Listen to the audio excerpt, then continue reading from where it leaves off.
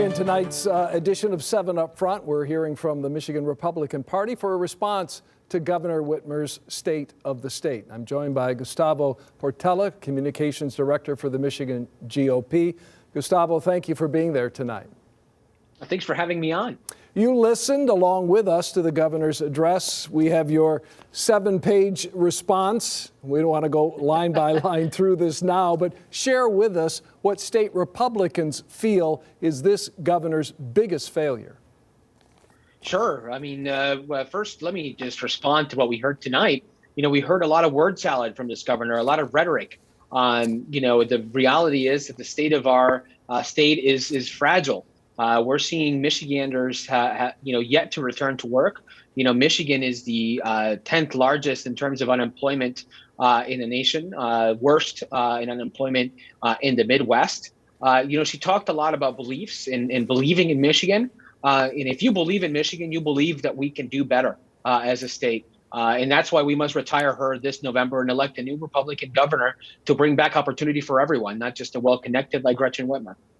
We're nearly 2 years into the pandemic. When it comes to some of the things that you take issue with in the response, the response has been mailed out. Roads is one of those. Isn't the pandemic a factor in terms of things being taken into consideration for some projects maybe that haven't been completed as expected by this time? Absolutely not. I mean, it's if anything, the fact that people were staying home for a lot of the time during the pandemic would have given the opportunity to the state to speed up the work and get it done quicker. Unfortunately, she's done none of that. You know, she's claiming bits and pieces here and there for fixes, but the reality is, you can ask any Michigander out there, and they'll tell you that there's still problems with our roads. She said she was going to fix the roads as a key tenet of her campaign, and she's yet to do it. There's no call to victory here because our roads have not been fixed. People traveling from Grand Rapids to Detroit or Grand Rapids to Lansing, they're seeing still potholes everywhere, and at the end of the day, that's going to end up costing people more money. There's massive money that's coming to this state and all other states as a result, of the Biden Build Back Better bills and things of that sort. Is that going to be something that's going to help this governor moving forward and win another term, in your view? Well, it's clear that she got a bailout from the federal government to attempt to fulfill a campaign promise. Unfortunately, what she's gotten from this federal government is nothing but more inflation that is passed on to everyday Michiganders. This dangerous agenda that's been forced upon Michiganders has led to them paying more for just about everything from gas to groceries, to heating at the worst possible time of the year, as we're seeing, temperatures dip consistently. She said in the past that she was riding with Biden, and what we're getting for that, voters across the board are actually paying for it, unfortunately. And that's why, the Michigan Republican Party, we're telling people once again, believing in Michigan is important. And if you do believe in our state, as I do, you believe we can do better and we must do better. And that's why we're going to retire her this fall. So how are you going to do that? Do Republicans have a candidate who can beat this governor come November? I think many people don't believe that's the case, at least at this point. Well, it's really early.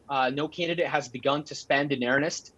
They've only, most of them just started their campaigns, but there's some encouraging signs for Republicans. It's very clear that the last two polls indicate the majority of Michiganders saying that the state is trending in the wrong direction.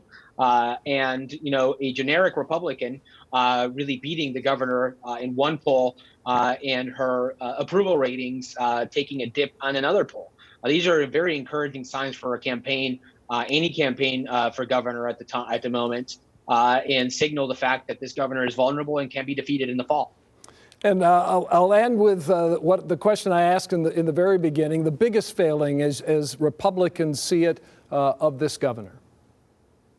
I think when you look at it, it's not just one; it's multiple.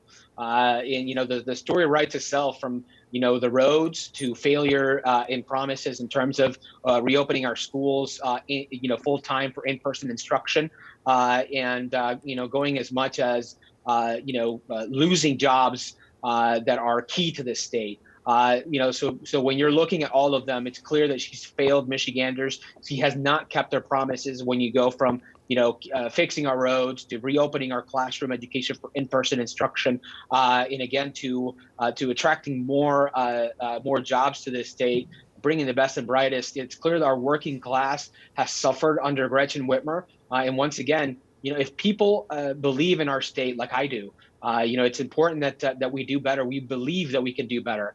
And that's why we're going to retire her this fall and replace her with a new Republican governor to bring back opportunity for everyone. It's going to be an interesting year ahead. Gustavo Portela from the Michigan State Republican Party, appreciate your time tonight, your response, the state Republicans' response to the governor's State of the State address tonight. Thank you. Thank you. And you can watch Governor Whitmer's State of the State address in its entirety on our website at WXYZ.com. Glenn?